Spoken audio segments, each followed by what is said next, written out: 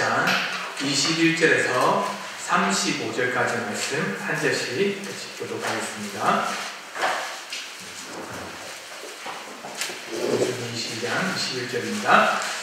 발람이 아침에 일어나서 자기 나귀의 안장을 지우고 모압 거관들과 함께 가니 그러므로 하나님이 진노하심으로 여호와의 사자가 그를 꺾고 피했으니까 발람이 자기 나귀를 바꾸어 그의 두 손은 그와 함께 있더니 나귀가 여호와의 사자가 칼을 빼어 손에 들고 길에 선 것을 보고 길에서 벗어나 밭으로 들어간지라. 발람이 나귀를 길로 돌이키려고 채찍질하니 여호와의 사자는 거두먹이 사이 좁은 길에 섰고 좌우에는 이니라. 나귀가 여호와의 사자를 보고 몸을 담에 대고 발람의 발을 그 밤에 짓누름에 발람이 다시 채찍질하니 여호와의 사자가 그 나아가서 좌우로 피할 데 없는 좁은 곳에 엎드니라. 나귀가 여호와의 사자를 보고 발람 밑에 엎드리니 발람이 노하여 자기 지팡이로 나귀를 때리는지라. 여호와께서 나귀의 입을 여시니 발람에게 이르되 내가 당신에게 무엇을 하였기에 나를 같이 세월을 때리느냐. 발람이 나귀에게 말하되 내가 나를 거역하기 때문이니 내 손에 칼이 있었다면 곧 너를 죽였으리라. 나귀가 발람에게 이르되 나는 당신이 이월까지 당신의 일생 동안 당나귀가 아니냐. 내가 언제 당신에게 이같이 하는 버릇이 있었더냐. 그가 나의 없었느니라.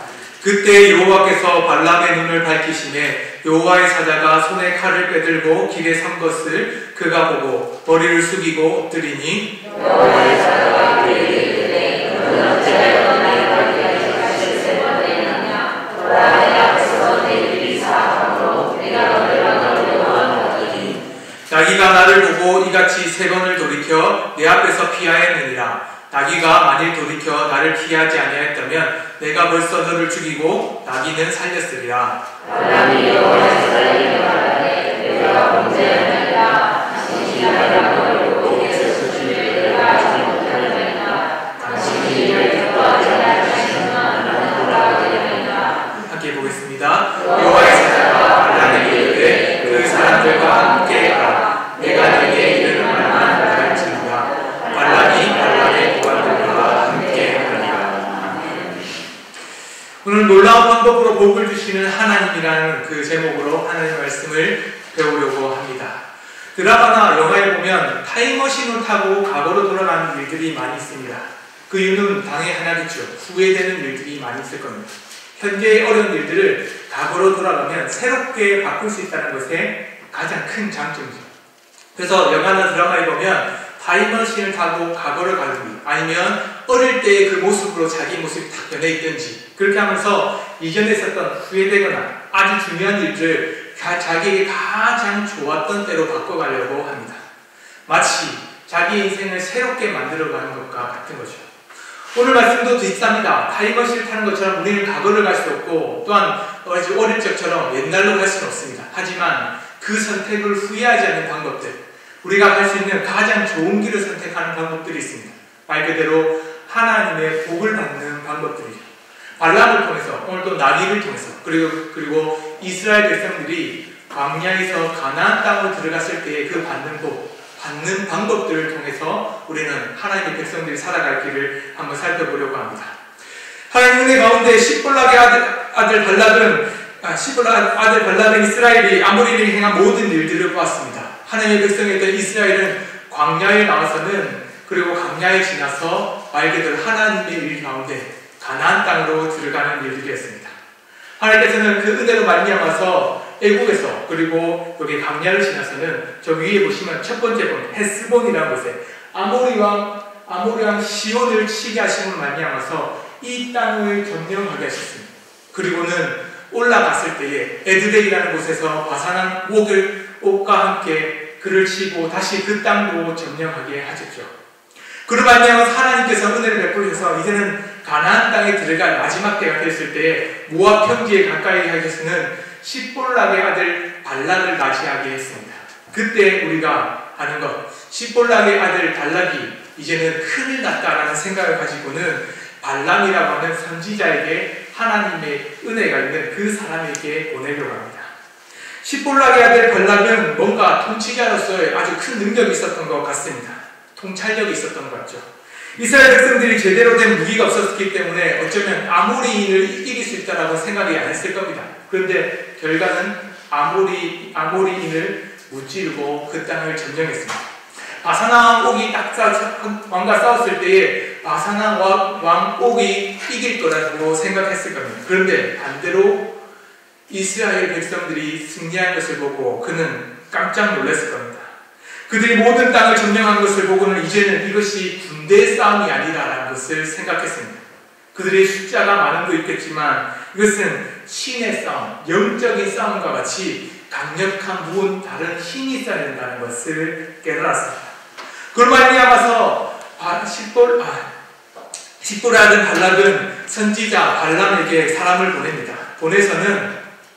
보내서는 이렇게 말하죠. 우리보다 강하니 청하는데 와서 나를 위하여 이 백성을 저주하라. 내가 혹 그들을 쳐서 이겨 이 땅에서 몰아내리라. 내가 복을 비는 자는 복을 받고 저주하는 자는 저주를 받을 줄을 내가 알미니라. 그만큼 발람이 믿고 있는 신의 힘이 대단한 것을 알았습니다. 발람이라는 그 사람의 신이 얼마나 큰 대단한지 이 신을 의지하기만 하면 반드시 이길 수 있을 거라고 믿었기 때문이죠. 그런데 이 발락은 왠지 참 통찰력이 있으면서 한편으로는 어리석습니다. 자신이 하나님의 아들, 하나님의 백성으로 살아가면 오히려 더 큰 은혜를 받을 것인데 오히려 하나님의 백성인 이스라엘을 대적하려고 합니다. 그의 어리석음이 참 크죠. 발람에게 그 장로들을 보내서는 그가 이스라엘을 저주하도록 만들려고 합니다. 그리고는 하나님의 은혜 가운데에 있는 발람에게 다 마음을 돌이켜서는 이스라엘을 저주하도록 마음에 속삭이죠. 그런데 발람이 여호와의 사자를 만나는 것이 나타납니다. 하나님께서는 발람을 찾아와서는 그것도 하나님의 백성들을 가지 말고 저주하지 말라라고 첫 번째로 말합니다. 그리고는 또다시 마음을 돌이켜서는 왠지 미식적이었던 발람이 다시 하나님께 물어봅니다. 물어보니까 이제는 함께 가라. 내가 내게 이르는 말만 하라고 말합니다. 그리고 또한 세 번째 여호와의 사자를 만났을 때도 하나님께서는 똑같이 같은 말을 합니다. 함께 가라. 내가 내게 이르는 말만 하라. 하나님께서는 은혜 많은 백성들을 저주하지 말라라고 말씀하셨는데 다시 한번 돌이켜서는 함께 가라. 내가 내게 이르는 말만 하라 라고 합니다. 하나님 왠지 마음을 바꾸신 것만 같죠. 하나님께서는 은혜를 베풀어 주시는 것 같은데 불구하고 저주한 백성들에게 저주를 내리지 않도록 처음부터 막고 더 이상 이스라엘 백성들이 화를 당하지 않도록 막아주시면 되는데 왠지 한 번 더 마음을 돌이키는 것만 같습니다. 왜일까요? 그 이유는 여러 가지가 있겠지만 뒤에 보는 사건들 때문에 나타납니다. 이 나귀와 발람의 사건을 이 사건을 보면 이 발람에게 하나님께서 왜 마음을 바꾸셨는지 알게 됩니다.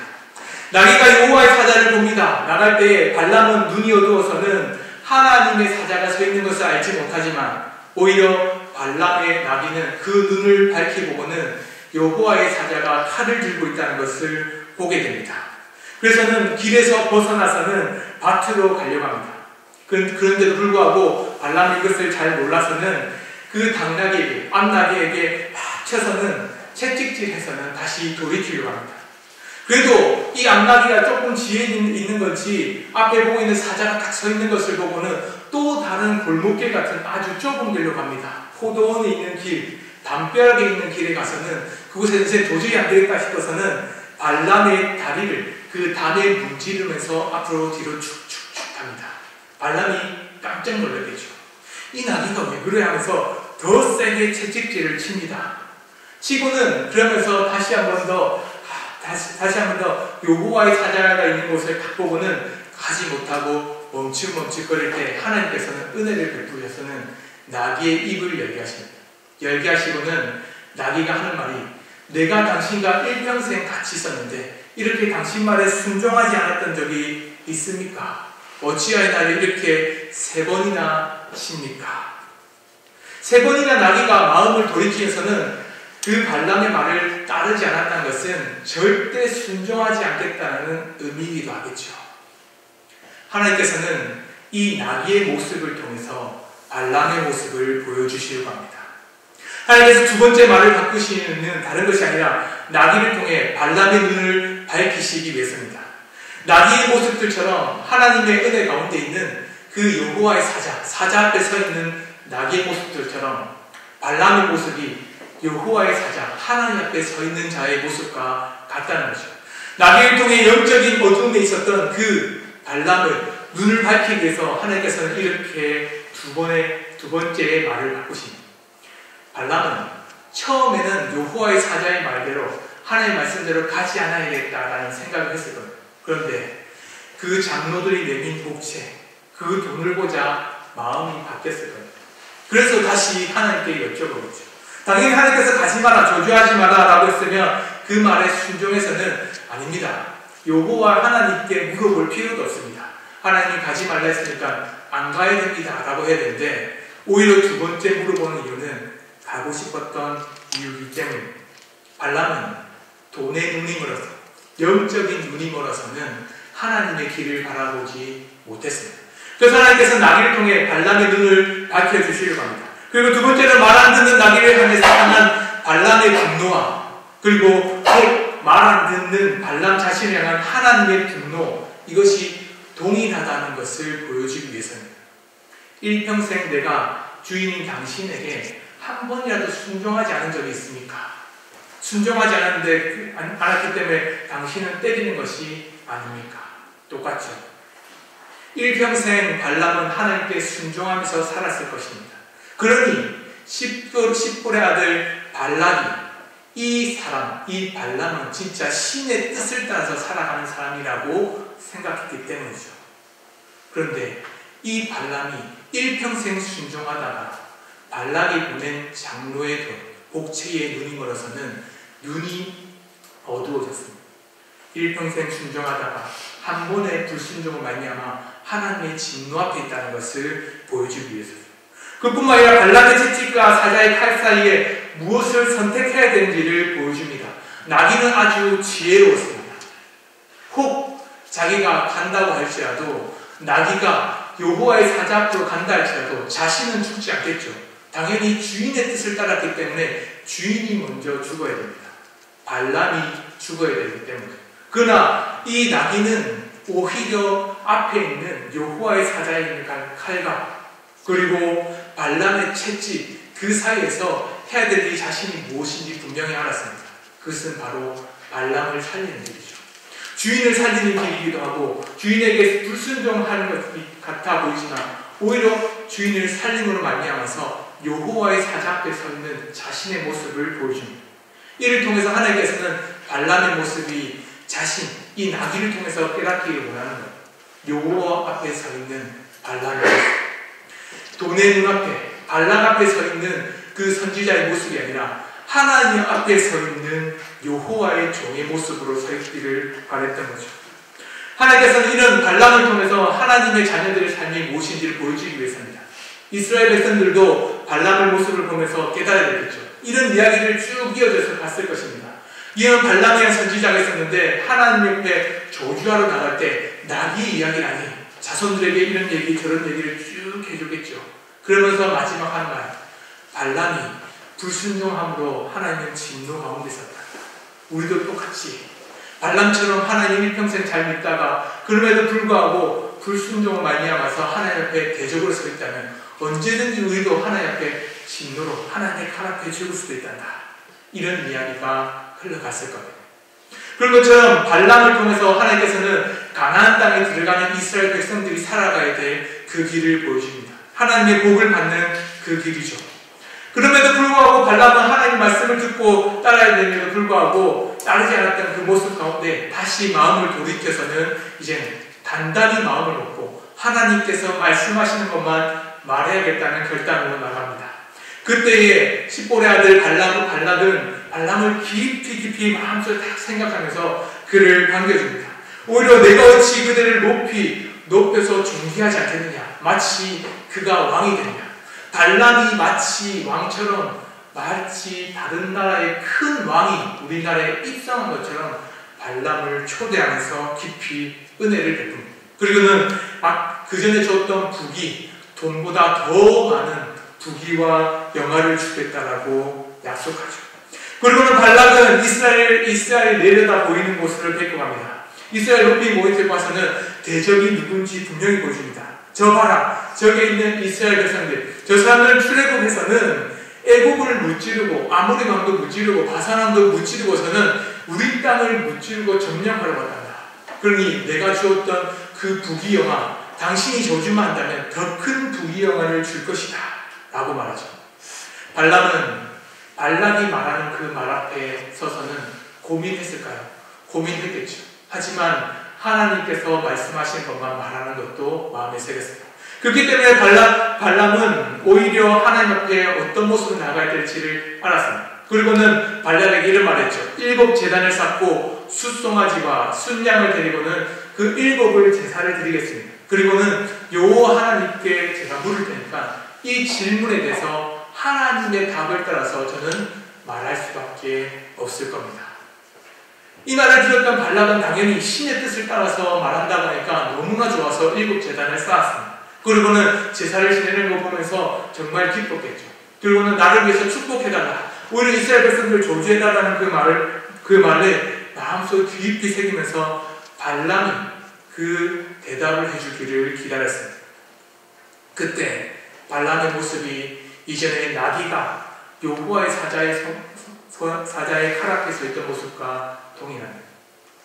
발람은 자신이 있었던 그 모습 가운데 발락이 요구했던, 저주하였던 그 말과, 그리고는 이제는 하나님의 뜻을 선포해야 되는 그 일, 그 가운데 또 2가지 가운데 중앙에 서 있습니다. 이것을 보여주는 것은 우리의 인생과 이스라엘 백성들의 인생이 똑같다는 거죠. 하나님의 백성으로 부름받고 또한 하나님의 말씀대로 살아가도록 부름받은 하나님의 자녀라도 매 순간마다 마귀가 발람의 채찍과 그리고 여호와의 사자와 그 사이에서 어떤 것을 선택하는 거죠. 또한 발락이 저주하였던 그 말과 그리고 여호와 하나님의 뜻을 따라서 살아가는 그 말, 그 둘 중에 선택하는 것처럼 하나님의 자녀들은 언젠가는 선한 뜻과 그리고 저주의 길로 가는 그 2길 가운데 항상 선택의 길이 있다라고 우리에게 말씀합니다. 그런데 발람은 하나님의 뜻을 따라서 또다시 하나님의 말씀 가운데 저주가 아니라 복을 내립니다. 축복을 향해서 이스라엘에서 축복을 내리죠. 첫 번째는 복을 보면 이스라엘 백성이 여러 백성들 중에 하나로 여기지 않겠다, 특별한 하나님의 자녀로 삼겠다라고 말합니다. 그리고는 누구도 셀 수 없을 만큼 번성하겠다라고 말씀하시고 또한 이스라엘에게 주신 약속을 반드시 이루겠다라고 다시 약속해 주십니다. 그리고는 이스라엘의 암사자가 일어나서 옮긴 것을 먹을 것이라고, 그가 강한 사자처럼 반드시 하나님의 대적하는 자들을 무찌를 것이라고 말하죠. 그리고 3번째로 축복할 때는 이스라엘 장막의 벌어짐이 물가의 백항로 그리고 골짜기처럼 강한 물가에 머물러 있는 그 나무처럼 번성하여 커질 거라고 말합니다. 그리고는 들소와 암사자와 수소자 같이 이스라엘 백성들에게 주시는 은혜와 복이 있다는 것을 말하고, 그리고 그를 축복한 자에게 복을 받고 저주한 자에게 저주가 임할 것을 하나님의 은혜로 말미암아서 얘기합니다. 하나님은 이 말씀의 스토리를 통해서 말씀하신 것이 있습니다. 그것은 여호와 하나님의 사자를 3번 만나게 하시고, 또한 나귀가 여호와의 사자를 3번을 보게 하시고, 또한 발람을 향해서 3번이나 이스라엘 백성들을 향해서 저주하라 말하고, 그렇지만 발람은 또한 3번 동안 다시 하나님께 여쭤보고는 이스라엘 백성들을 향해서 축복합니다. 그것은 한 번의 문제가 아니라 반드시 하나님의 축복이 임할 것을 말씀하시기 위해서는 하나님께서 계획하신 일은 반드시 이루어진다는 거죠. 다시 번복하고 발람이 마음이 아무리 바꿔도, 또한 나귀가 여호와의 사자 앞에서 어떤 다른 길을 가는 것처럼 이리 가고 사자의 그 주인의 마음을 바꾸고 싶어도 주인이 마음을 바꾸지 않더라도, 그래도 여호와 하나님의 은혜 가운데에 발람 앞에 서서는 이스라엘 백성들을 저주할 수밖에 없는 상황 속에 머물지라도 하나님은 반드시 하나님이 약속했던 것이 끝까지 이루시겠다는 것을 보여줍니다. 이 스토리가 단순히 그냥 한 번으로 끝났다면 그냥 재밌는 스토리네, 나귀가 참 재밌네, 이렇게 말도 할 수 있는 이야기, 이솝우와 같은 이야기네. 그러나 그것이 아니라 하나님은 3번을 반복해서는 반드시 하나님께 복을 받는 자는 반드시 복을 받고 하나님께 저주하는 자들은 반드시 저주를 받을 것이라고 말씀하시는 거죠. 하나님이 이스라엘 백성들을 향해서 정말로 말씀하신 것이 있었습니다. 이스라엘 백성들은 여호와 하나님의 은혜 가운데 그 말씀을 따라서 출애굽하고 그 말씀을 따라서 광야에 가서는 그 말씀을 따라서 가나안 땅에 들어가는 모든 백성들에게 반드시 하나님의 큰 복이 임할 것이라고 말씀하고 약속하셨습니다. 이 약속이 이루어지기만을 이스라엘 백성들을 소망해야 됩니다. 그럼에도 불구하고 우리가 지난 스토리 계속 보면서 들었던 것은 하나님의 은혜 가운데 머물러 있는 자가 아니라 원망하고 불평하고 또한 하나님의 말씀 가운데 하나님의 지도자를 대적했던 역사들이 반복되죠. 그런 반복되는 역사 속에서도 하나님은 여전히 하나님의 은혜 가운데 백성들을 반드시 복으로 하나님의 가나안 땅으로 축복의 땅으로 이끄시겠다라고 약속합니다. 이 이루어지기만을 하나님의 백성들을 소망해야 되겠죠. 그런데 이런 하나님의 백성들의 복이 반드시 이 땅에 임할 것을 말씀하지만 발람은 좀 더 다른 스토리를 하나 더 얘기합니다. 뭔가 이 일들이 단순히 이 순간에 있는 일뿐만 아니라 먼 미래에서는 더 완벽한 하나님의 복으로 임할 것이다 라고 말하죠. 우리가 민수기 24장 17절의 말씀을 같이 한번 읽어보겠습니다. 시작! 내가 그를 보아도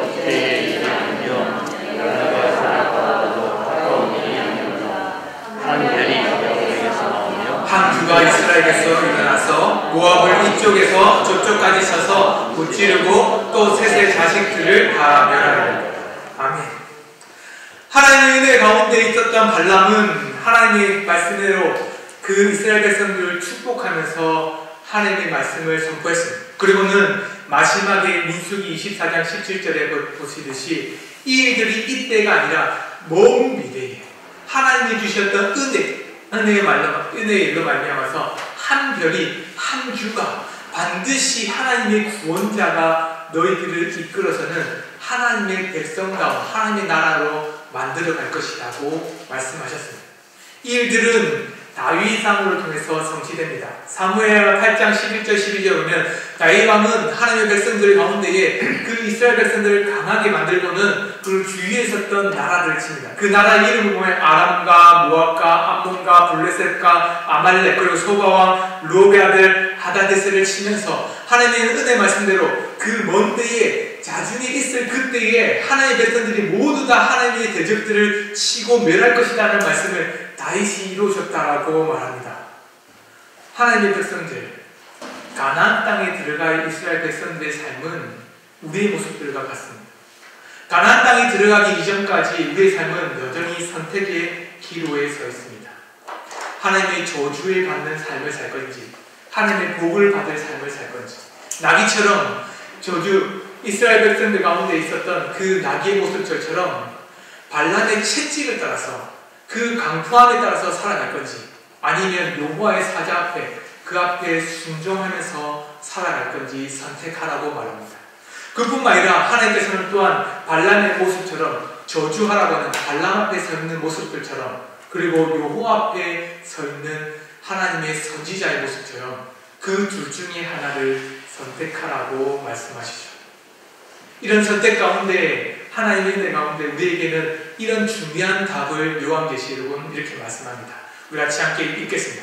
우리에게 주는 좋은 정답입니다. 함께 같이 보겠습니다. 시작! 나 예수는 교회들을 위하여 내 사자를 보내어 이것들을 너희에게 증언하게 하였노라. 나는 다윗의 뿌리요 자손이니 곧 광명한 새벽벌이라 하시더라.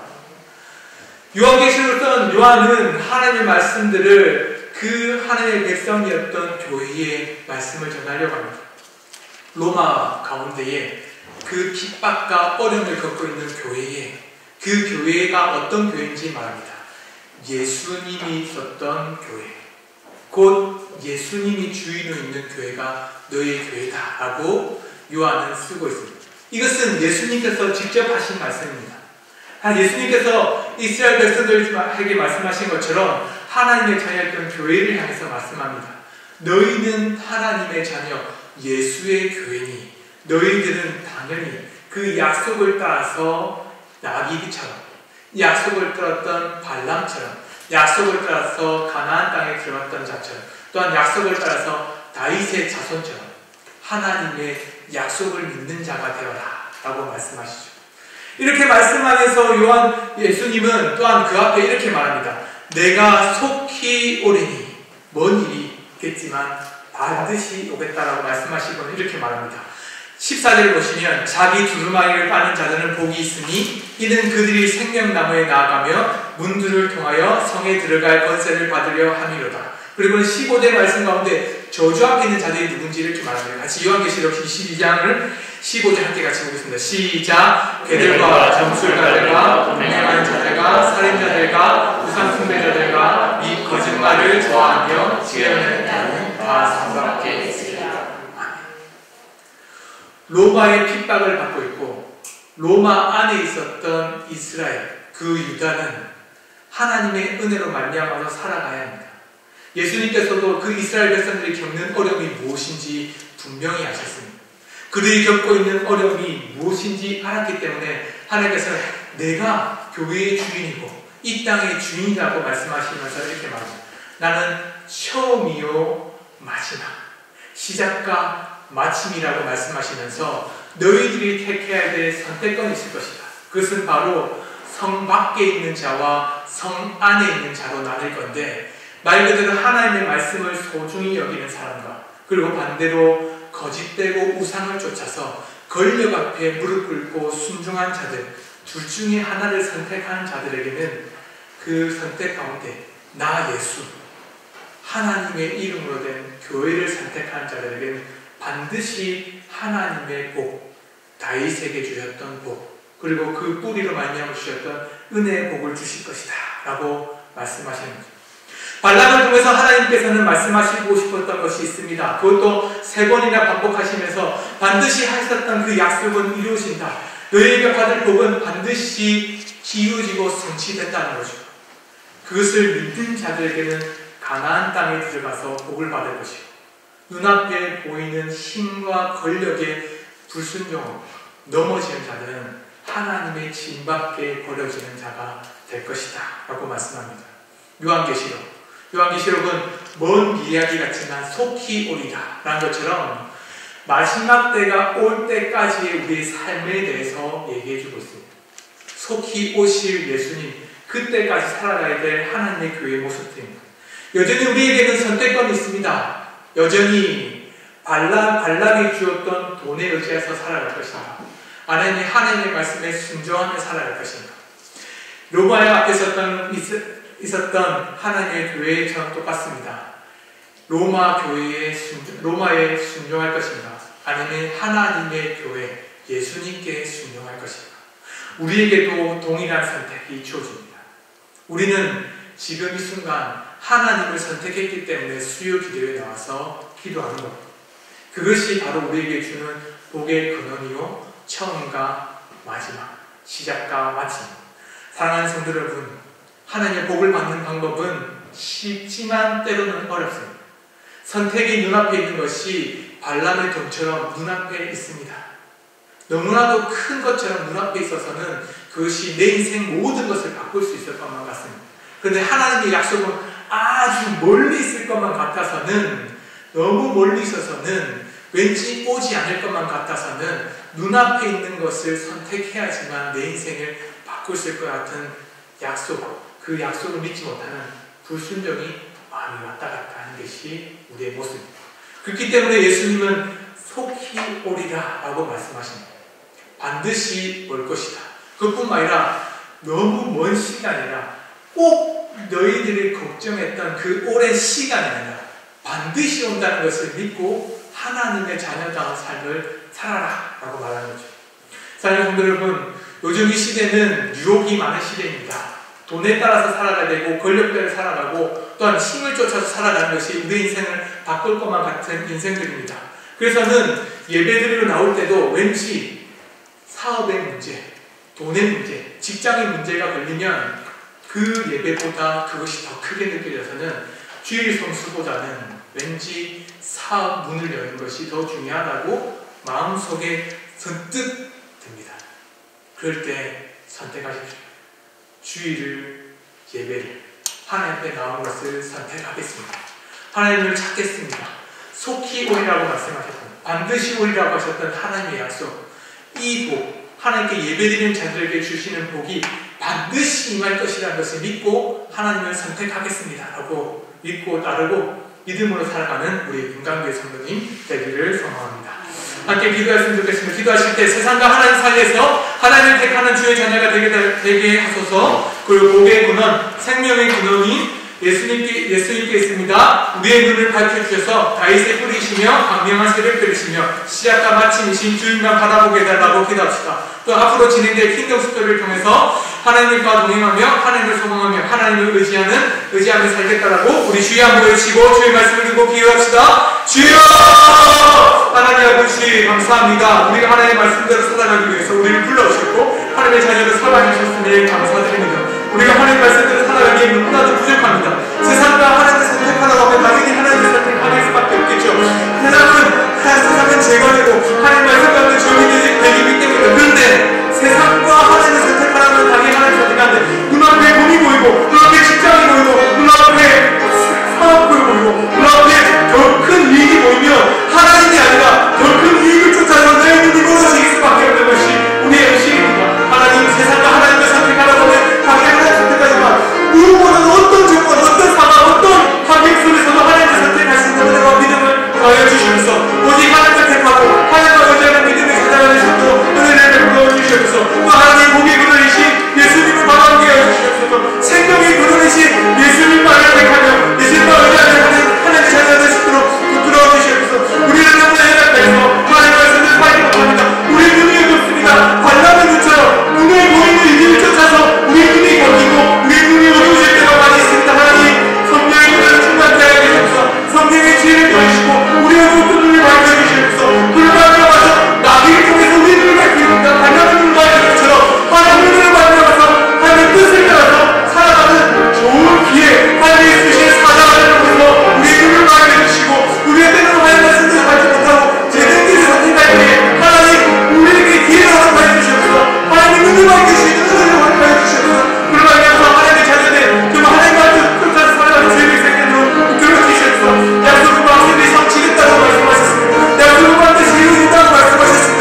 복은 반드시 임한다고 말씀하십니다. 약속할 때 그 약속은 우리에게 반드시 임할 것입니다. 그러니 하나님 눈 앞에 있는 것을 끝지 않게 해주시고 우리에게 주어진 약속이 지금 우리에게 주어진 것처럼 보다 더 큰 것을 깨닫게 해주시고 하나님과 선택하며 하나님과 의지하는 기백생들로 인도하여 주시옵소서. 하나님 주신 내 가운데 킹덤스를 위해서 하나님 말씀을 따라 살기 원하는 하나님과 동행하는 삶을 살수록 매일같이 하나님 말씀을 생각하고 매일같이 하나님 말씀에 붙들려 살아가는 기백생들로 하나님께서 함께하게 하여주시옵소서. 하나님께서 함께하여 주시옵소서.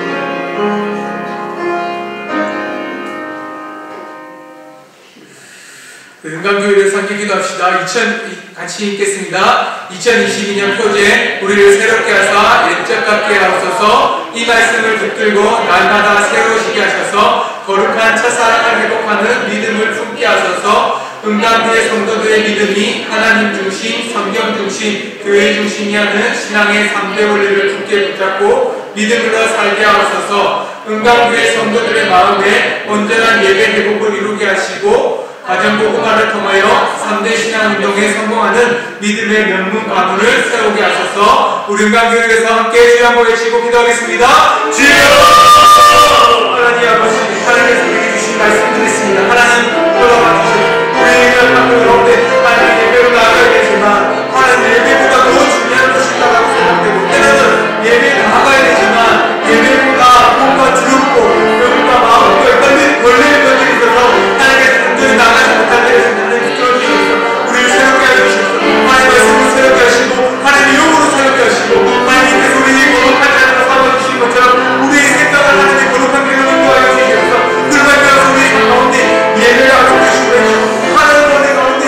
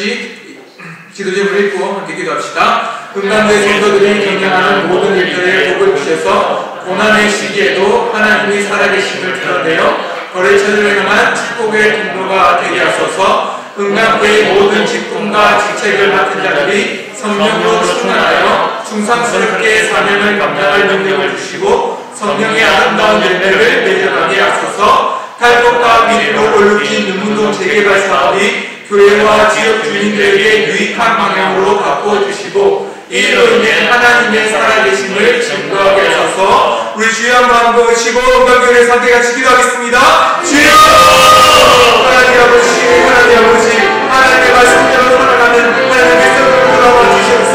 하나님 금강교회 성도를 경외하는 모든 사람들 가운데 하나님 함께하여 주시옵소서. 하나님께서 모든 장소가 되게 하시옵소서. 예배 가운데서 하나님의 주인인 것처럼 아버지 그 경외하는 모든 사람과 직접 속에서 하나님이 주인이 되어 주시옵소서.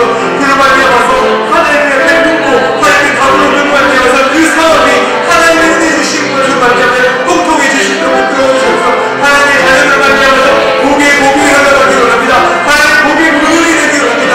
우리의 믿음의 자녀들이 그를 말미암아서 복이 흘러넘쳐서는 하나님의 복이 믿지 않는 자녀와 믿지 않는 사업에 믿지 않는 그 사람들에게 흘러가기를 말미암아서 믿음의 근원이신 예수 그리스도 말미암아서 우리가 복을 받으시 믿음의 근원이 우리가 되게 하셔서 그 복을 하나님의 자녀라는 그 많은 사람들에게도 복을 전하고 할 수 있도록 하나님을 불러주시옵소서. 또 하나님 우리의 모든 직분과 직책을 맡은 하나님의 자녀들에게 인도해 주시옵소서. 장로님들, 기사님들, 권사님들, 공공부에서 하나님 자녀들이 가운데 봉사하는 우리 성도님들까지 하나님 선교해 주시옵소서. 하나님의 교회를 하나님께서 만들어 가신 것처럼 아버지 교회의 pom과 발을 또 때로는 발과 때로는 뼈를 때로는 눈을 각자의 같은 일에 다르게 만들어 주셨습니다. 그럼에도 불구하고 아버지 우리의 때로는 내 얘기에 찬양의 일처럼 생각을 할 때가 있을 때 하나님 그러나 그 모든 자들에게 성령의 충만한 거라고 하시고 성령의 은혜를 더하시고 마음을 받는 믿음과 충성, 충실함, 성실함을 더하셔서 그들이 무엇을 하든지 하나님의 일을 감당하는 것처럼 하나님의 성령을 끌어주셔서 세상 가운데 사람이 겪는 것을 눈치 보는 것이 아니라 하나님 앞에 서 있는 것처럼 교회 일을 감당하고 하나님 앞에 서 있는 것처럼 하나님 일과 직장의 일을 감당할 수 있도록 은혜를 베풀어 주시옵소서. 하나님 탈곡과 비밀과 원칙 지금의 사업을 하나님 도와 주시옵소서. 이 일들을 주의하여 감당하여 주겠습니다. 우리가 해야 될 일이 무엇인지 알지 못하여 아버지 지금 감당하는 것처럼 아버지 앞에 부탁드리겠습니다. 하나님 도와 주시옵소서. 내 기술 재판을 얻으시고 하나님 선두들을 베풀어 주시옵소서. 우리가 어떻게 이걸 끝낼까지 모릅니다. 하나님 우리가 무슨 불법과 무슨 어리석은 일을 말미암아 이루어진 것이 알지 못하는 그런 하나님 돌아와 주실 때 정말 하나님 말씀대로 살아가는 하나님 자녀들 또 우리 교회 또 공부하는 이 운동을 좀 하는 주민들 아버지 앞으로 일해야 될 것이고 피는 뿌리로 말미암아 부끄러지게 되고 무엇보다 하나님 말씀 가운데 정직하고 그만 얼마나 들어갈 수 있도록 은혜를 베풀어 주시옵소서.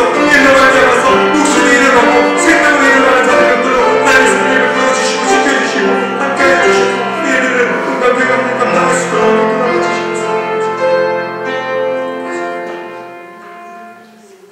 고신총회를 위해서 함께 같이 기도합시다. 총회 설립 70주년을 맞이한 고신총회 모든 교회가 인본주의, 밀주의, 세속주의, 기복신앙을 벗어버리고 신본주의의 거룩함과 경건함을 회복하게 하소서. 총회 산하의 기관들이 각자에게 맡겨진 사명을 잘 감당할 수 있도록 성령의 지혜로 무장되게 하소서. 총회 기관들, 총회 임원회와 각 상비부, 총회 유지재단, 총회 응급재단, 고신언론사, 총회 교육원, 고신총회 세계선교회, 학생신앙운동, 주일학교연합회, 남전도연합회, 여전도연합회, 장로연합회, 고신복음무료원, 고려신학대학원과 고신대학교를 긍휼히 여기시고 복음의 열장에 불타는 청년들이 헌신하여 한국교회와 고신총회 훈련되게 하소서. 우리 주여 한번 외치고 고신총회에서 함께 기도하겠습니다. 주여 하나님 아버지 하나님께서 우리 가운데 하나님의 교회를 세워주시고 또 한국 땅 가운데 믿음으로 말미암아 세워진 고신총회가 세워지게 하신 것을 감사드립니다. 믿음의 성도들이 자신의 생명을 다해서 목숨을 바치는 것까지 하나님을 믿고 하나님의 교회를 지켜갔습니다. 그런 말미암아 신자청이 하지 아니하고 온전한 믿음으로 말미암아서 하나님의 교회를 거룩하게 하나님의 교회를 존귀하게 시켰습니다. 이 믿음의 신앙을 우리 안에 맡기려고 합니다. 하나님 세속적인 신앙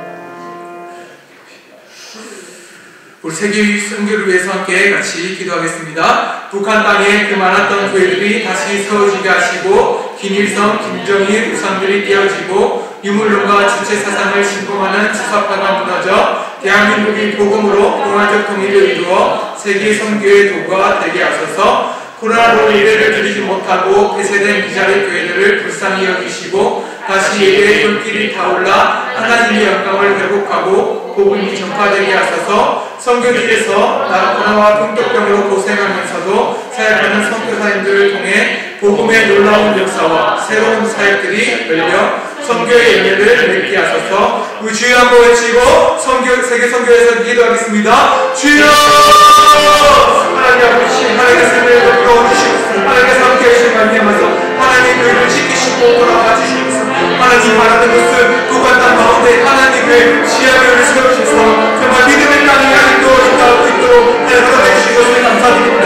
여전히 그들은 아버지 공사적이고 사회주의고 때로는 그 가운데에 아버지 긍정이가 김성을 아버지 신처럼 서고 있다고 했습니다. 그럼에도 불구하고 그 땅 가운데 그곳에 교회가 힘들게 하시고 그곳에 여전히 교회가 교회를 낫게 하시고 그곳에 여전히 교회 가운데 열매가 맺히게 하신 것을 감사드립니다. 하나님을 만나면서 북한 땅이 대단하게 해주셔서 그러나 이어서 교회가 하나님의 교회로 더욱더 풍성히 살아게 하셔서 로마 가운데에 유대 땅 가운데 믿었던 이스라엘 백성들 가운데 정말 그리스도인들이 로마를 변화시키고 로마 학교를 변화시키고 그 땅을 하나님의 땅으로 변화시키는 것처럼 북한 땅 가운데 지하교회에 있는 믿음의 공동들이 북한의 사람들은 또 교회에 있는 지도자들을 변화시킬 수 있도록 은혜를 베푸시고 함께 허락하여 주시옵소서.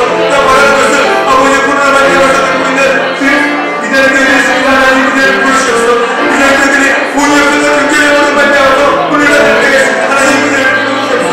그들과 함께 은혜를 주시옵소서. 코로나 pandemi에서 병들들 하나님 친히 찾아와 주시옵소서. 그 마음을 위로해 주시고 또 그들의 겪어오는 어려움들 하나님 해결해 주시옵소서.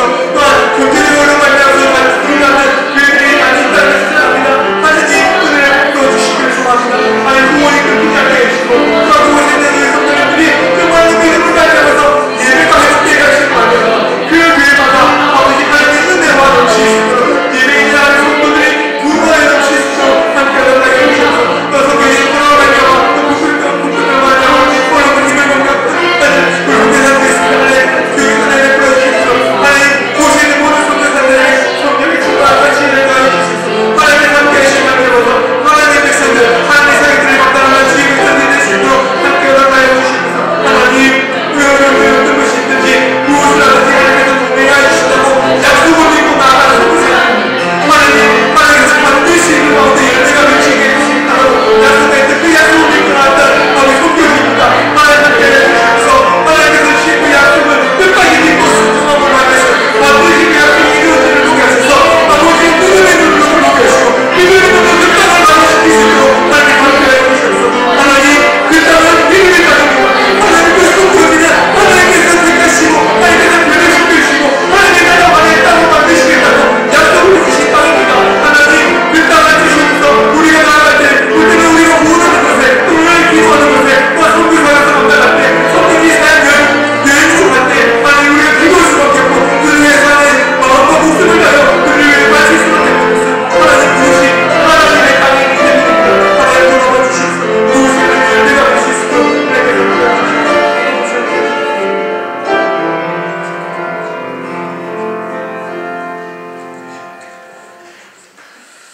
우리 마지막으로 우리 한우들을 두고 기도합시다. 우리 보시면 앞에 한우들 명단이 있습니다. 우리 한우 명단을 보시고 기도해 주시고 또한 여기 없어도 연로하신 분이거나 때로는 우리 요양원에 계신 분들도 계십니다. 하나님께 은혜를 베푸셔서 마지막 때까지 말 때까지 하나님 끝까지 믿고 의지하게 하시고 마지막 생명을 다할 때까지 하나님의 부르심을 붙잡고 또한 예수 그리스도를 믿는 믿음이 더욱더 강성해질 수 있게 달라고 기도하시고 우리 하늘을 위해서 기도하시고 각자 개인 주여 한번 외치고 개인의 기도로 나가겠습니다. 주여 하나님 아버지 하나님께서 허락해 주신 말미암아서 우리 하나님의 자녀들 하나님께서 불러주시고 은혜를 베푸셔서 예배에 나올 수 있도록 허락해 주신 감사드립니다. 그럼에도 불구하고 하나님